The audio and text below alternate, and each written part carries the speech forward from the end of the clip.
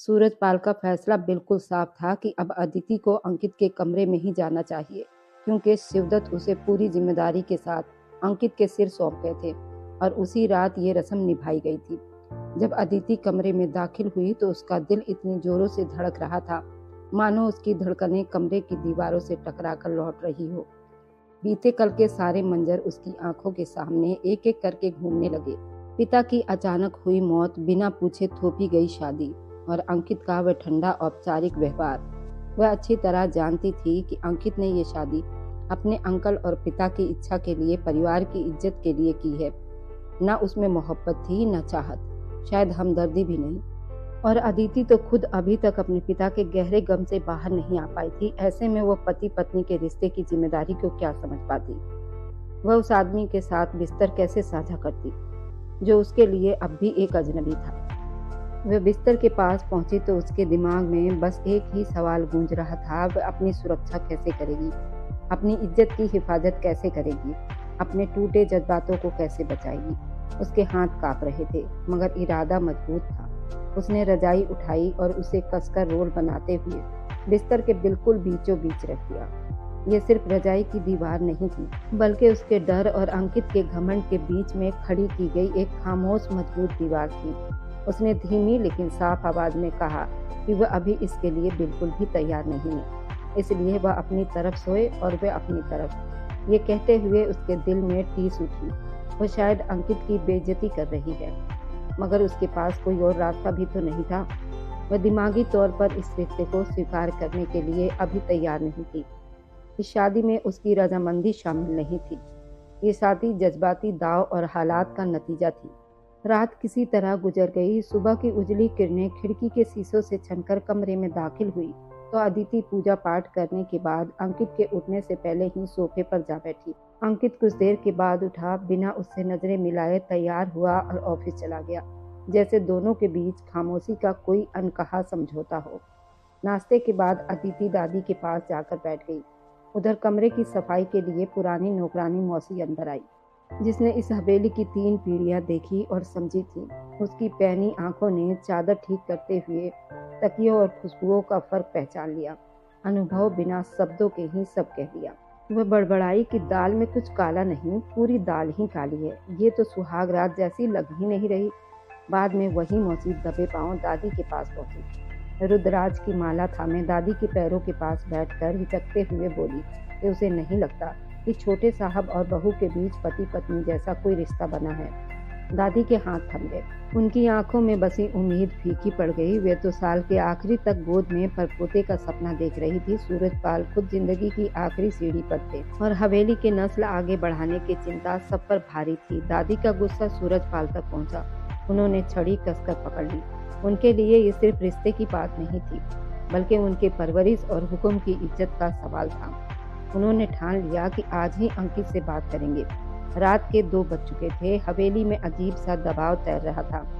सारे नौकर अपने अपने क्वार्टर में जा चुके थे। सूरजपाल अपने कमरे में टहलते हुए छड़ी की टकटक से सन्नाटे को चीर रहे थे। तभी बाहर गाड़ी रुकने की आवाज आई और भारी कदमों की आहट सुनाई दी। अंकित थका हुआ था, लेकिन सलीके से सजा हुआ अंदर दाखिल हुआ। उसके चेहरे पर काम की थकान, मन का बोझ साफ दिख रहा था। सूरजपाल ने उसे कड़े शब्दों से फर्ज और वंश की बात याद दिलाई। अंकित चुपचाप सुनता रहा। उसकी आंखों में पहले गुस्सा उठा, फिर दर्द में बदल गया। बिना कुछ कहे वह अपने कमरे में चला आया। कमरे में अदिति खिड़की के पास खड़ी चांदनी में डूबी अपने पिता की यादों से लड़ रही थी। आंखें भीगी थी और दिल बेहद थका हुआ था। तभी दरवाजा खुला। अंकित अंदर आया। उसके कदम आज पहले जैसे सख्त नहीं थे। उसकी नजर सबसे पहले उस रजाई की दीवार पर गई, फिर अदिति के कांपते चेहरे पर। उसने धीमी आवाज में कहा कि वह उसे मजबूर नहीं करना चाहता, न किसी दबाव में छूना चाहता है। उसने कबूल किया कि ये शादी उसके लिए भी आसान नहीं थी, मगर वह उसके दर्द को समझने की कोशिश करना चाहता है। अदिति ने पहली बार उसकी आंखों में देखा। वहां घमंड नहीं, बल्कि थकी हुई सच्चाई थी। उसकी आवाज भर आई। उसने कहा कि उसे सिर्फ थोड़ा वक्त चाहिए। इतना सुनते ही अंकित ने एकदम पीछे हटकर रजाई की दीवार को हाथ से थोड़ा सरका दिया और कहा कि जब तक वह खुद ना चाहे, ये दीवार यहीं रहेगी। बस इतना चाहता है कि वह उसे अजनबी ना समझे। उस पल कोई शारीरिक नजदीकी नहीं हुई थी, मगर दो टूटे दिलों के बीच एक नरम सी गर्माहट बनने लगी थी। अदिति की आंखों से एक आंसू लुढ़का और अंकित ने बिना छुए ही उसे अपने दिल में महसूस कर लिया। रजाई अब भी बीच में थी, पर डर की दूरी कम हो चुकी थी। टाई की नोट ढीली रखी हुई थी और कोट उसके हाथ में पकड़ा हुआ था। लगातार बिजनेस के दबाव ने उसे भीतर तक थका दिया था, फिर भी उसने खुद को संभाल रखा था। आंगन में कदम रखते ही उसने दादाजी सूरजपाल को यूं टहलते देखा। वे अचानक रुक गया। इतनी रात गए सूरजपाल का जागना मामूली बात नहीं थी। उसने जल्दी से खुद को संभाला, कोट ठीक किया, उनकी तरफ बढ़ा। झुककर उनके पैर छुए। दादाजी, आप अभी तक जाग रहे हैं? सब ठीक तो है ना? अंकित ने बहुत संभल कर पूछा। सूरजपाल रुक गए, धीरे से मुड़े और अंकित को सिर से पांव तक देखा। उनकी आंखों में वही तेज धार वाली नजर थी जिसकी आदत अंकित को बचपन से थी, मगर आज उसमें गुस्से की तपत साफ दिखाई दे रही थी। तुम मुझसे पूछ रहे हो कि सब ठीक है? सूरजपाल ने सख्त लहजे में कहा। कुछ भी ठीक नहीं है अंकित। अंकित उलझ गया। वह एकदम आगे बढ़ा और बोला, मैं समझा नहीं दादाजी, क्या बिजनेस में कोई नुकसान हुआ है? बिजनेस को छोड़ो। सूरजपाल दहाड़े। उनकी आवाज खाली हॉल में गूंज गई। मैं तुम्हारे घर की बात कर रहा हूँ, तुम्हारे बेडरूम की बात कर रहा हूँ। ये सुनते ही अंकित जैसे सिहर गया। उसे अंदाजा नहीं था बात उसकी निजी जिंदगी तक पहुँच जाएगी। मेरे बेडरूम की? उसने धीमे से पूछा। सूरजपाल उसके और करीब आए। तुम्हें क्या लगता है मैं बूढ़ा हो गया हूँ तो मुझे कुछ दिखाई नहीं दिया? या तुम समझते हो कि इस हवेली की दीवारें गूंगी है? अंकित ने नजरें झुका ली। दादाजी, सच में मैं अभी भी नहीं समझ पा रहा कि आप क्या कहना चाह रहे हैं। तुम और अदिति। सूरजपाल ने उसकी बात काट दी। तुम दोनों पति पत्नी की तरह नहीं रहते। तुम उसे धोखे दे रहे हो, मुझे भी धोखा दे रहे हो, अपने अंकल की आत्मा को भी धोखा दे रहे हो। अंकित का रंग फीका पड़ गया। उसे उम्मीद नहीं थी कि ये बात इतनी जल्दी सामने आ जाएगी। देखिए दादा, उसने खुद को सामान्य दिखाने की कोशिश की। अदिति अभी बहुत नाजुक हालत में है। उसके सिर से पिता का साया उठा है। वो भीतर से टूटी हुई है। मैं उसे किसी भी तरह का डर या जोर नहीं दिखाना चाहता। ये सब फैमिली बातें हैं, अपने ऑफिस तक रखो। सूरजपाल ने गुस्से में छड़ी जमीन पर पटकी। ये बच्ची नहीं है, 22 साल की लड़की है, तुम्हारी पत्नी है। क्या तुम इतने कमजोर हो गए हो कि एक औरत का सहारा भी नहीं बन सकते? ये शब्द अंकित के दिल पर पत्थर की तरह गिरे। उसकी आत्मसम्मान पर गहरी चोट लगी। दादाजी प्लीज। उसकी आवाज कांप गई। आप हद पार कर रहे हैं। मेरी परवरिश मुझे ये इजाजत नहीं देती कि मैं आपके सामने ऊंची आवाज में बोलूं, लेकिन ये मेरा और मेरी पत्नी के बीच का निजी मामला है। निजी? सूरजपाल की आवाज और सख्त हो गई। निजी तब होता है जब तुम इस हवेली से बाहर रहते। ये हवेली है, यहाँ कुछ भी निजी नहीं होता। यहाँ सब कुछ परिवार और परंपरा से जुड़ा होता है। तुम्हारे माँ बाप सुबह शाम भगवान से प्रार्थना करते हैं इस घर की गोद भर दे, और तुम यहाँ अलग अलग बिस्तरों का खेल रच रहे हो। ये कहते हुए सूरजपाल सोफे की ओर बढ़े, जहाँ एक सफेद चादर किनारे से तय की हुई रखी हुई थी। उन्होंने वह चादर उठाई और अंकित की ओर बढ़ा दी। अंकित की नजरें उसी पर टिक गई। वह समझ गया कि इसका क्या अर्थ है। वह रस्म जिसे वो पढ़ा लिखा होकर भी कभी दिल से स्वीकार नहीं कर पाया था, आज वह उन्हीं पारिवारिक रिवाजों के सामने खड़ा था, भीतर से टूटा हुआ। सूरजपाल वापस उसके पास आए। उनकी आंखों में जिद और जुनून साफ झलक रहा था। मैं और तुम्हारी दादी अब और इंतजार नहीं कर सकते। हमने तुम्हारे अंकल से वादा किया था कि उसकी नस्ल आगे बढ़ेगी। उन्होंने वह सफेद चादर अंकित के सीने से लगा दी। कपड़े का ठंडा स्पर्श उसके हाथों को जलाने लगा था। अपना कर्तव्य निभाओ। सूरजपाल ने अंतिम आदेश दिया, और सुबह मुझे निराश नहीं होना चाहिए। अंकित का सिर भारी हो गया। कानों में जैसे शोर भर गया। दादाजी, ये सब जबरदस्ती है। वो मन ही मन में बुदबुदाया, मगर शब्द गले में ही अटक गए। यही रस्म है।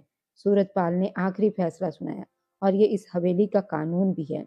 ये कहकर वो मुड़ गए और अपने कमरे की तरफ चले गए। उनकी छड़ी की आवाज धीरे धीरे दूर होती चली गई, मगर अंकित वहीं खड़ा रह गया, हाथ में वह सफेद चादर और दिल में अदिति की मासूम आंखों की छवि। कुछ देर के बाद वो भारी कदमों से अपने कमरे की ओर बढ़ा। दरवाजा खोला तो अदिति खिड़की के पास बैठी थी। चांदनी उसके चेहरे को और भी नरम बना रही थी। अंकित ने दरवाजा बंद किया, धीरे से उसके पास गया, बिना कुछ कहे उसका हाथ थाम लिया। अदिति ने उसकी ओर देखा। उसकी आंखों में डर भी था और भरोसे की एक छोटी सी उम्मीद थी। मैं तुम्हारे साथ हूँ, अंकित ने बहुत धीमे बहुत प्यार से कहा। तुम्हारी मर्जी के बिना कुछ नहीं होगा। अदिति का सिर अपने आप उसके कंधे पर झुक गया। उसकी उंगलियां कसकर अंकित की उंगलियों में उलझ गई। उस पर कोई रस्म, कोई दबाव, कोई कानून नहीं था। सिर्फ दो दिल थे जो एक दूसरे के दर्द को महसूस कर रहे थे और उसी एहसास में रिश्ते का सच्चा अर्थ ढूंढ रहे थे। लगा जैसे वो सफेद चादर नहीं बल्कि उसकी और अदिति की इज्जत की धज्जियां उछाली जा रही हो। सीने में घुटन इतनी बढ़ गई, सांस लेना मुश्किल हो गया। उसने झटके से अपनी टाई खींचकर उतारी और सोफे पर फेंक दी। दिल चाहा कि चीख पड़े, तोड़ फोड़ कर दे, पूरी हवेली को आग लगा दे, मगर वो बेबस था। वह अंकित था जिसे हर हाल में सबकी लाज ढूंढनी आती थी। भारी कदमों से वह सीढ़ियां चढ़ने लगा। हर सीढ़ी जैसे पत्थर बनकर उसके पैरों पर रख दी गई हो। दिमाग में बस एक ही सवाल घूम रहा था, वह अदिति का सामना कैसे करेगा। वह लड़की जो पहले ही उससे डरती है, जिसकी नजरें उससे मिलती ही झुक जाती है, आज उसी के सामने वह किस चेहरे के साथ जाएगा। कमरे के दरवाजे पर पहुंचकर वह ठहर गया। हाथ डोर नोक पर जम गया। भीतर अदिति सो रही होगी, बेखबर कि बाहर उसकी किस्मत पर कैसी मोहर लग चुकी है। अंकित ने गहरी सांस ली, आंखों में उठते तूफान को रोकने की कोशिश की। दरवाजा खोल दिया। कमरे में हल्की रोशनी थी। अदिति बिस्तर के कोने में सिमटी हुई सो रही थी, जैसे किसी अनकहे डर से खुद को बचा रही हो। अंकित ने दरवाजा बंद किया, हाथ में पकड़ी सफेद चादर को देखा और फिर उस मासूम चेहरे को। दिल में हुक उठी, मुझे माफ कर देना अदिति, उसने मन ही मन में कहा। आज इस हवेली ने मुझे तुम्हारा पति नहीं, किसी और की कठपुतली बनने का मजबूर कर दिया है। उसने चादर बिस्तर के पास रख दी और कोट उतारने लगा। आंखों में अजीब सा सूनापन था, जैसे कोई इंसान जंग जीतने से पहले अपनी इंसानियत हारने वाला हो। हल्की सी आवाज पर अदिति की नींद टूटी। वह गहरी नींद में नहीं थी। डर और बेचैनी ने उसे बस आंखें मूंदने दी थी। उसने हड़बड़ाकर आंखें खोली। सामने अंकित खड़ा था, उसका हुलिया बिखरा हुआ, टाई ढीली लटक रही थी, कोट हाथ में झूल रहा था। शर्ट के ऊपर के बटन खुले थे, मगर सबसे डरावनी उसकी आंखें थी, लाल और बुझी हुई। उसमें गुस्सा कम और टूटन ज्यादा थी। अंकित ने अंदर कदम रखा और पीछे से दरवाजा बंद कर दिया। अदिति का दिल जोर जोर से धड़कने लगा। वो बैठकर कोने से सिमट गई। उसकी खामोशी कमरे में किसी खतरे की घंटी की तरह गूंज रही थी। उसने रजाई को अपने सीने तक खींच लिया, जैसे वो उसे ढाल बना लेना चाहती हो। क्या हुआ? उसकी आवाज कांप गई। आप इतने गुस्से में क्यों हैं? अंकित ने जवाब नहीं दिया। वह धीरे धीरे बिस्तर के पास आया। हाथ में वही सफेद चादर थी जिसे उसने पास रख लिया। अदिति की नजरें चादर पर टिक गई। दिल और तेज धड़कने लगा। ये क्या है?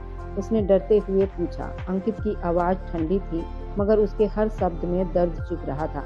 वही हुआ जिसका डर था। अदिति, ये दीवारें, ये रजाई, ये दूरी, सब खुल चुका है।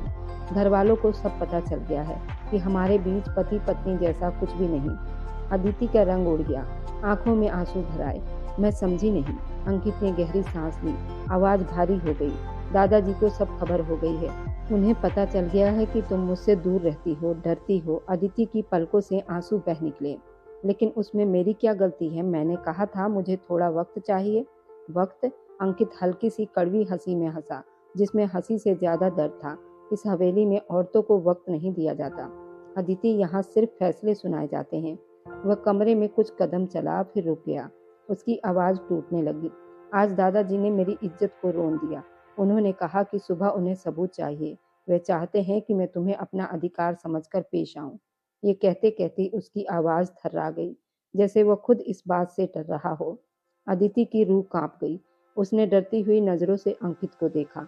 नहीं अंकित, प्लीज, आप ऐसा मत कीजिए। आप समझदार हैं, पढ़े लिखे हैं। ये सब जबरदस्ती ठीक नहीं है अंकित। अंकित अचानक रुक गया। उसकी सारी चाल, सारा गुस्सा जैसे वहीं थम गया। वह पल भर में उसके पास आया। उसका चेहरा अदिति के चेहरे के बिल्कुल करीब था। अदिति की सांस अटक गई, मगर तभी अंकित की आंखों से आंसू छलक पड़े। डरो मत, उसकी आवाज अब कांप रही थी। मैं तुम्हें किसी भी हाल में चोट नहीं पहुंचाऊंगा।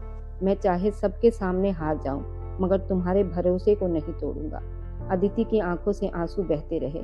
उसने कांपते हाथों से अंकित की बांह थाम ली। उस स्पर्श में डर से ज्यादा राहत थी। उस पल कमरे में कोई रस्म नहीं थी, कोई जबरदस्ती नहीं हुई। बस दो टूटे हुए दिल थे जो एक दूसरे के सहारे खड़े रहने की कोशिश कर रहे थे। अंकित जानता था असली मर्दानगी साबित करने की नहीं, निभाने की होती है। इस तरह का वाहियात जुल्म कभी नहीं करना। वह गरजा था, जुल्म तो मुझ पर हो रहा है अदिति। मैं अपनी पत्नी के लिए भीख मांग रहा हूँ। मैं अपनी ही हवेली में चोरों की तरह आ रहा हूँ। तुमने मुझे क्या समझ रखा है? क्या मेरे जज्बात नहीं? क्या मैं पत्थर हूँ? मैं डरती हूँ। अदिति सिहर पड़ी थी। डरती हो? अंकित ने उसे रजाई को मुट्ठी में जकड़े देखा जो बीच में रखी थी। इस रजाई के घेरे से तुम सुरक्षित समझती हो। आज ये डर खत्म हो जाएगा। आज ये दीवार गिर जाएगी। उसने एक ही झटके से वह रजाई खींचकर दूर कोने में उछाल दी। बेड अब खाली था। उनके बीच कोई रुकावट नहीं थी। अदिति चीखना चाहती थी मगर आवाज गले में फंस गई। वह पीछे खिसकने लगी, यहाँ तक कि उसकी कमर बेड से जा लगी। अंकित, भगवान के लिए मुझे मत छूइए। अगर आपकी मर्जी नहीं तो जबरदस्ती मत करो। ये पाप होगा। अंकित बेड पर घुटनों के बल उसकी तरफ बढ़ा। उसकी आंखों में मजबूरी, गुस्से का तूफान था। पाप तो ये है कि हम शादीशुदा हैं और पति पत्नी होकर भी अजनबी हैं। पाप तो ये है कि मेरे दादा मुझसे मेरी नस्ल का हिसाब मांग रहे हैं। मेरे पास कोई रास्ता नहीं बचा। अदिति, मेरी मर्दानगी, मेरी इज्जत, अब सब कुछ दांव पर लगा है। वह उसके बिल्कुल पास आ गया था। अदिति ने अपने हाथ जोड़ दिए। वह कांप रही थी। मैं वादा करती हूँ, मैं कोशिश करूंगी। बस आज की रात मुझे छोड़ दो। मैं कल नहीं। अंकित ने उसके जोड़े हुए हाथ पकड़कर नीचे किए। उसकी पकड़ मजबूत थी। तकलीफ थी। कल का सूरज तब निकलेगा जब यह सफेद चादर आज दागदार हो जाएगी। यही इस हवेली का कानून है। यही अब मेरी मजबूरी बन गई है। उसने अदिति के चेहरे को दोनों हाथों में थाम लिया। अदिति ने आंखें मीच ली। उसकी गर्म सांसें अंकित की उंगलियों पर गिर रही थी। अंकित का दिल एक पल के लिए कांप गया। वह नहीं करना चाहता था। वह जानवर नहीं था। वह चाहता था ये पल मोहब्बत से आए।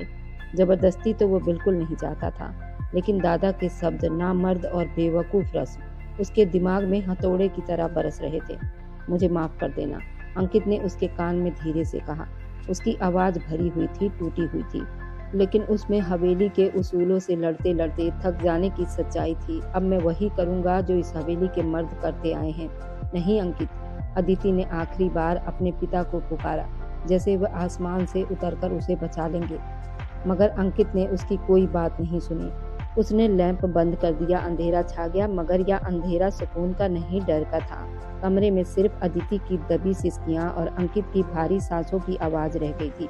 बाहर हवा का शोर था। अंदर एक आत्मा इस रस्म की भेंट चढ़ाई जानी थी। अंकित ने अपना अधिकार ले लिया।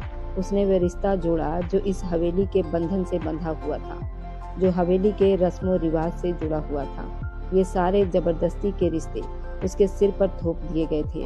वह जिस्मानी तौर पर जीत गया था, मगर उसी पल जज्बाती तौर से हार गया था। उसे पता था कि जब सुबह रोशनी फैलेगी तो उसके बगल में लेटी हुई लड़की की आंखों में जो वीरानी होगी वह उसे सारी उम्र सोने नहीं देगी। लेकिन फिलहाल उसे वह सफेद चादर दागदार करनी थी। अपने घमंड की और अपनी मर्दानगी की पहचान करानी थी। अपने दादा के गुरूर को बचाने के लिए ये वो रात थी जब अदिति का बचपन मर गया था। एक टूटी हुई औरत ने जन्म लिया था, और यही वो रात थी जब अंकित अपने अंदर के इंसान को मारकर हवेली का मर्द बनने की कोशिश कर रहा था। वह बिल्कुल उसके करीब झुका हुआ था। उसके होठों को अपनी पकड़ में ले गया था। अदिति जो अपने आप को छुटाने की नाकाम कोशिश कर रही थी, कुछ ही देर में उसकी मर्दानगी से हार गई थी और अपने होठों को जख्मी होने से न बचा पाई। उसके बाद अंकित पर जैसे जुनून सवार हो गया था। उसके जज्बात बहते चले गए। वह गर्दन से होते हुए उसकी ब्यूटी बॉर्न पर झुका हुआ था। अब अदिति सिसकियां भर रही थी। वह उसके हर अंग को बड़े प्यार से चूम रहा था। अदिति भी बेकाबू हुई थी। वह अपने आप को रोकना चाहती थी, लेकिन वह भी बहकती चली जा रही थी। उस रात कमरे में भारी सांसें, सिसकियों और आहों के बीच उस चादर को दागदार बनाया गया था। अदिति की एक चीख निकली थी, पर उसने उसे अपने गले में ही दबा लिया था। वह रात पूरी अंकित जुनूनी जज्बातों में बहता चला गया था। वह बला की खूबसूरत थी, उसमें कोई शक नहीं था। अदिति भी अंकित को चाहती थी, सर्वो उससे डरती थी, लेकिन अब वह डर भी खत्म हो गया था। वह दोनों दो जिस्म एक जान हो गए थे। उस चादर को दागदार कर चुके थे और सुबह दादी के सामने उस चादर को खोला गया और वह सबूत पेश की गई थी, जिससे दादी झूम उठी थी और उस हवेली में एक रौनक सी दौड़ आई थी। अदिति भी अब अपने आप को चुप कर चुकी थी, खामोश कर चुकी थी। शायद उसने मान लिया था यही उसकी किस्मत थी। शिवदत्त भी तो यही चाहते थे कि उनकी बेटी अंकित के साथ खुश रहे, और वह खुश तो थी। आज इस बात को बीते पूरे 2 साल हो गए थे। हवेली शाम की सुनहरी रोशनी में नहाई हुई थी। हवाओं में मोतियां रात की रानी की खुशबू रची हुई थी, मगर आज उस खुशबू में वो पुरानी घुटन नहीं थी, बल्कि एक नई ताजगी घुली हुई थी। हवा के झोंकों पर एक मासूम सी खिलखिलाहट तैर रही थी, जिसने हवेली की दीवारों में जैसे जान डाल दी थी। बेटा रुको, गिर जाओगे। अदिति की आवाज में ममता की मिठास और हल्की सी घबराहट थी। वे आंगन में भागते हुए अपने 1 साल के नन्हे से जिस्म के पीछे दौड़ रही थी। आंगन में 1 साल का नन्हा सा जिस्म लक्ष्य निक्कर में अपने पिता की हूबहू कॉपी लगता था। अपनी छोटी छोटी टांगों पर लड़खड़ाता तालियों के बीच भाग रहा था। उसके चेहरे पर वही हवेली वाली मुस्कान थी, मगर आंखें बिल्कुल अदिति जैसी गहरी काली और सुनहरी चमक लिए हुए। आंगन में एक पिलर से टेक लगाए अंकित खड़ा था। उसके होठों पर एक अजीब सी तन्हाई सुकून से भरी मुस्कान थी। पिछले 10 मिनट से वह अपनी पूरी दुनिया को अपनी आंखों के सामने घूमते हुए देख रहा था। 2 साल बीत गए थे, मगर उसे लगा था जैसे सदियां गुजर गई हों। अंकित ने आंखें बंद करके एक पल के लिए बीते हुए कल को याद किया। वह रात जब दादाजी का हुक्म और हवेली के रस्म रिवाज उसे दरिंदा बनने पर मजबूर कर गए थे। उस रात के बाद अदिति पूरी तरह टूट गई थी। वह कई हफ्तों तक जैसे एक जिंदा लाश बनी रही। वह अंकित से डरती नहीं थी, बल्कि उसने अंकित के जिस्म को स्वीकार करने से ही इनकार कर दिया था। उसकी आंखों का वह खालीपन अंकित के लिए किसी नर्क से कम नहीं था। उसी वक्त अंकित के अंदर का इंसान जाग उठा था। उसने अपनी अहंकार, अपनी अकड़ इस हवेली के खोखले रस्म रिवाज और फालतू परंपराओं को तोड़कर अदिति के कदमों में रख दिया था। वह जानता था कि उसने अदिति के जिस्म पर जुल्म किया था, मगर उसकी आत्मा को और गहरा जख्म दिया था, और उसी जख्म को भरने के लिए उसने वो सब किया जो बरसों से उस हवेली के मर्दों ने कभी नहीं किया था। उसने माफी मांगी थी। उसने अदिति की खामोशी को अपनी मोहब्बत से भरने की कोशिश की थी। उसने साबित किया था कि वह सिर्फ हुक्म चलाने वाला पति नहीं, बल्कि साथ निभाने वाला इंसान है। उसने अदिति को इज्जत दी, उसे वो मुकाम दिया। पूरी हवेली दंग रह गई। धीरे धीरे बर्फ पिघली और अदिति ने देखा वह जालिम दिखने वाला अंकित असल में खुद भी उन रस्मों का कैदी था, जो अपनी जंजीरें तोड़कर उसे मनाने और उसे प्यार करने की कोशिश कर रहा था। फिर उसके उसी प्यार ने उन्हें खुशखबरी दी और सब कुछ बदल गया। उस नन्ही जान के आने से अदिति के सारे जख्मों पर जैसे मरहम रख दिया हो। उसके सोचों का बहाव टूटा जब उसका बेटा लक्ष्य तोतली जुबान में लड़खड़ाते शब्दों और डगमगाते कदमों से अंकित की तरफ बढ़ा। उसने अपने दोनों नन्हे हाथ फैला दिए। अंकित तुरंत झुका और अपने बेटे को हवा में उछालकर सीने से लगा लिया। मेरा शेर, मेरा प्यार, मेरा राजकुमार। उसने उसे भरपूर मोहब्बत से जकड़ लिया और उसके गालों पर बार बार प्यार लुटाया। अदिति भी तेज कदमों से वहां आ गई। उसकी सांसें फूली हुई थी, मगर आंखों में वह सुकून था जो कभी उसने सोचा भी नहीं था। और उस पल सुनहरी शाम, खुशबू से भरी हुई हवा, हंसती हुई हवेली, तीनों गवाह थे। दर्द से जन्मी ये कहानी अब प्यार में बदल चुकी थी। चेहरे पर हल्की सी लाली थी। उसने शिफॉन की ब्लैक कलर की साड़ी पहन रखी थी। पल्लू सलीके से कंधे से उड़ता हुआ उसके सौंदर्य को और निखार रहा था। वह पहले से कहीं ज्यादा खूबसूरत लग रही थी। माँ बनने के बाद उसकी खूबसूरती में जैसे 4 चांद लग गए थे। आप उसे बिगाड़ रहे हैं अंकित, अदिति ने हल्की गुस्से में कहा। सारा दिन शरारतें करता रहता है और आप उसे कुछ कहते भी नहीं।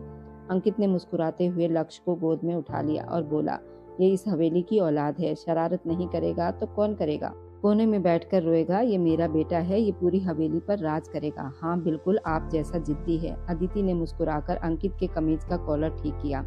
अंकित की नजरें अदिति के चेहरे पर ठहर गई। सिर्फ मुझ पर गई है, बाकी सारी खूबसूरती माँ से चुराई है। ये सुनकर अदिति शर्मा गई। 2 साल बीत चुके थे, मगर अंकित की ऐसी बातें आज भी उसके दिल की धड़कनें तेज कर देती थी। छोड़िए ये बातें, दादी बुला रही हैं, चाय तैयार है। तीनों आंगन में बिछी मेज पर चाय पीने बैठ गए।